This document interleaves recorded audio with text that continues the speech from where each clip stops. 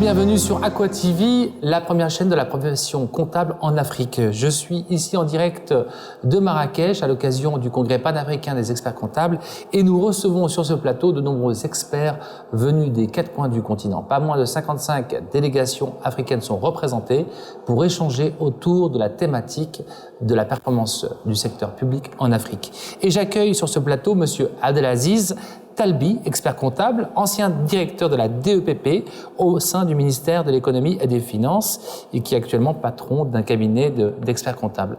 Ravi, enchanté, merci de nous faire l'honneur d'être parmi nous. Ravi aussi.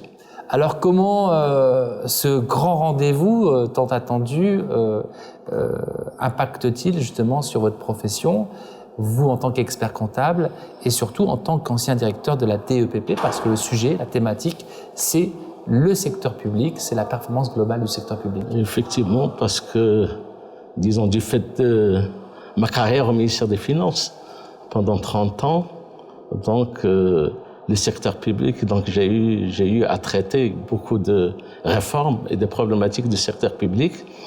Et parce que, dans mon cas, j'étais le seul expert comptable diplômé qui était fonctionnaire. Donc, je suis un cas atypique.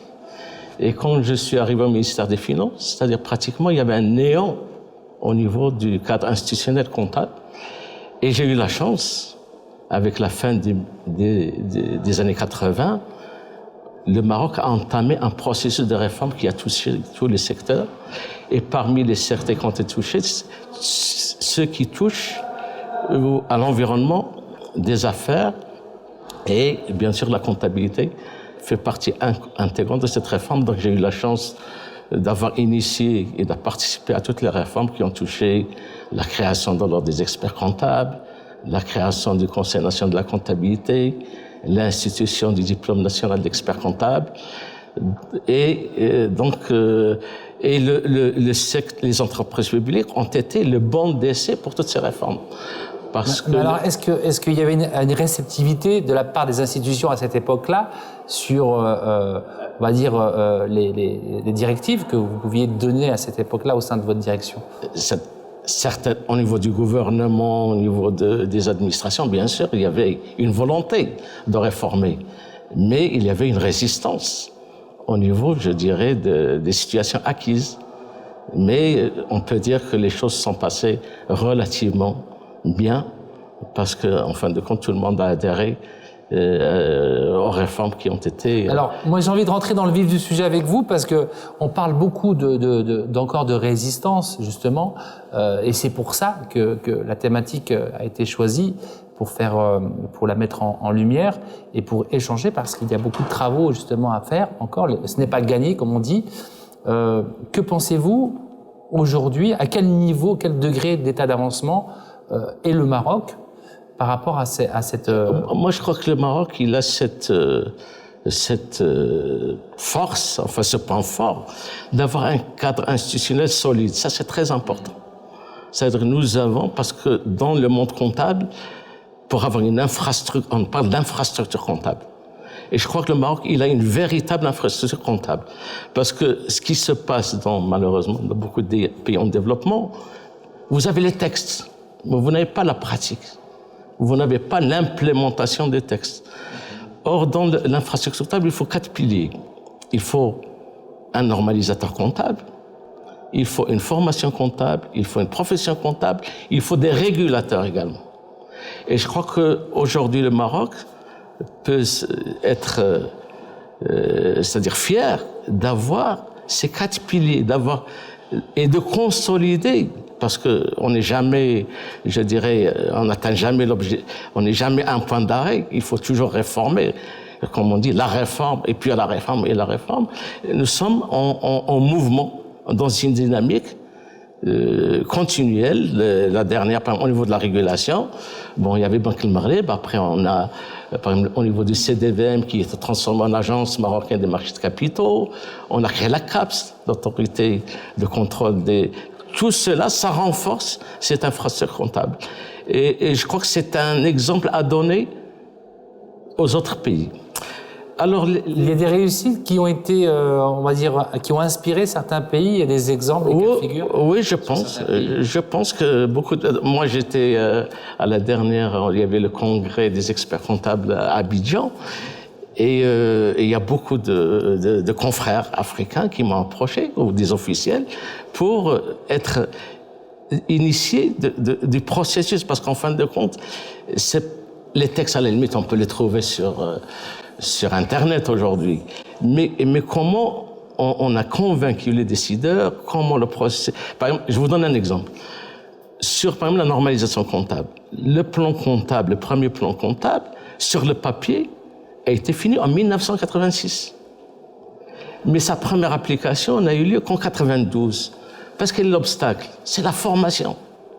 Vous avez beau avoir une belle norme comptable, si vous ne formez pas les comptables, les auditeurs, c'est quelque chose qui va rester. Et malheureusement, il y a beaucoup de pays africains qui ont eu cet handicap, qui ont fait de belles normes et qui n'ont jamais été appliquées.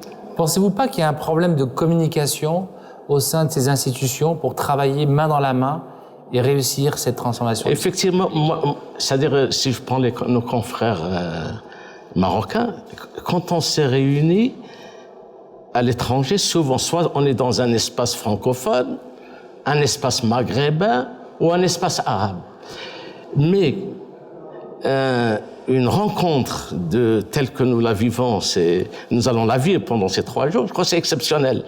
Parce que l'Afrique, c'est la rencontre, on peut dire, de 2 mondes, enfin dans la culture comptable. Hein. Il y a le monde anglo-saxon et on peut dire le monde d'inspiration francophone. Et ces deux mondes, ils ont des atouts. C'est-à-dire, moi, j'insiste surtout sur les aspects positifs, pas sur l'aspect négatif, mais chaque monde, il a sa spécificité. Et le fait, et moi je dis, c'est l'occasion de créer une synergie entre ces 2 mondes. Peut-être l'Afrique, peut-être ce sera l'espace géographique qui permet de concilier ces 2 mondes. À titre d'exemple, dans la profession au sens anglo-saxon, la profession comptable, ça englobe tous ceux qui ont affaire à la comptabilité. Qu'ils soient des comptables publics, des comptables dans le secteur privé, qu'ils soient des enseignants de comptabilité, des académiciens, tout ce monde-là se rassemble dans la même organisation. Alors que dans le monde, je dirais, d'inspiration francophone, nous sommes plutôt cloisonnés. Vous avez les comptables publics, vous avez les inspecteurs des finances, vous avez les magistrats, et voilà quelque chose donc qui peut être positif. Donc c'est un mindset qu'il faut changer aussi et s'inspirer justement des anglophones. Là, quand on voit les effectifs, moi je siégeais dans une organisation, dans un conseil au niveau des Nations Unies des normes comptables, de la CNUSED, et quand on compare les effectifs de la profession, nous, à l'époque, on était, je crois, 150 ou 200 experts comptables. Et vous voyez des pays africains, avec un niveau de développement beaucoup moins évolué que le Maroc, qui affichaient des fois 20 000, 30 000, 50 000 professionnels. Parce que ce qu'on définit comme étant le comptable, au Maroc, l'expert comptable, c'est le professionnel qui a le monopole de la certification des comptes, alors que dans des pays qui sont plutôt qui ont des cadres institutionnels inspirés de l'école anglo-saxonne, plutôt c'est une population beaucoup plus large.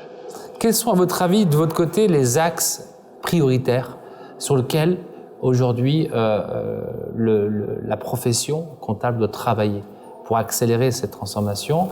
Parce que bon, il y a pas mal de thématiques, on ne fera pas tout peut-être d'un coup, mais est-ce que vous pouvez peut-être sectoriser les axes et dire, voilà, premièrement, il faut commencer par là, agir là-dessus, etc. Moi, si je parle du Maroc, le Maroc, nous avons la chance d'avoir vécu, je dirais, une transformation institutionnelle. D'abord, nous avons la Constitution de 2011 qui a instauré des principes de transparence, de reddition des comptes, de gouvernance.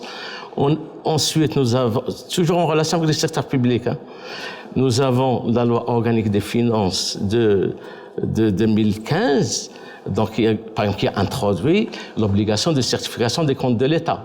et de la tenue d'une comptabilité de l'État selon une comptabilité de droit constaté. C'est une comptabilité patrimoine, pas une comptabilité de caisse.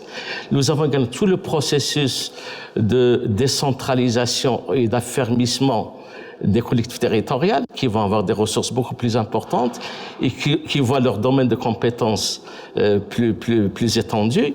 Et ce sont des chantiers qui ouvrent des perspectives énormes pour l'expert comptable.